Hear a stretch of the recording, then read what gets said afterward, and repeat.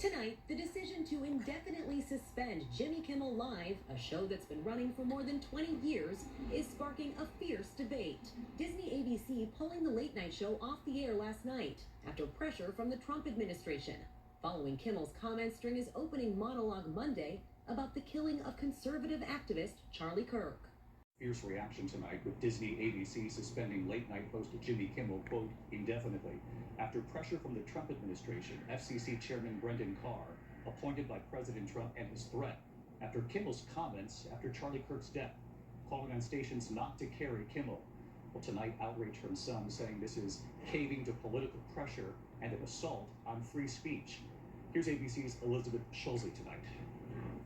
Tonight, the decision to indefinitely suspend Jimmy Kimmel Live, a show that's been running for more than 20 years, is sparking a fierce debate. Disney ABC pulling the late night show off the air last night after pressure from the Trump administration, following Kimmel's comments during his opening monologue Monday about the killing of conservative activist Charlie Kirk.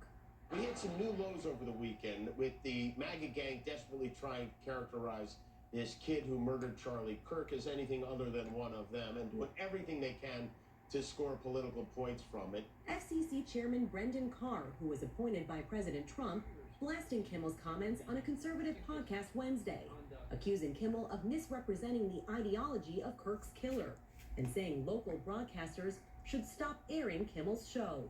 We can do this the easy way or the hard way.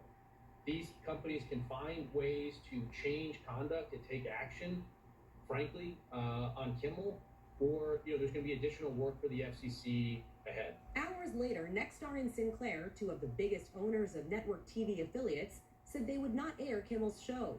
Nexstar is in merger talks with another media company in a deal that would require Brendan Carr's approval at the FCC. Disney ABC then pausing Kimmel's show indefinitely, drawing outrage from some who say this is caving to political pressure and that this is about protecting freedom of speech. This was not the first time Kimmel addressed Kirk's murder, posting on Instagram just hours after Kirk was shot, "Can we just for one day agree that it is horrible and monstrous to shoot another human? On behalf of my family, we send love to the Kirks and to all the children, parents, and innocents who fall victim to senseless gun violence."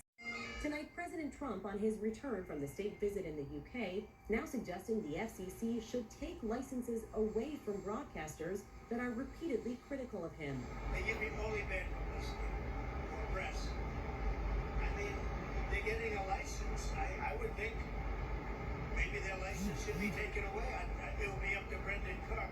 A move that would be at odds with an executive order the president signed on day one in office, pledging to protect free speech.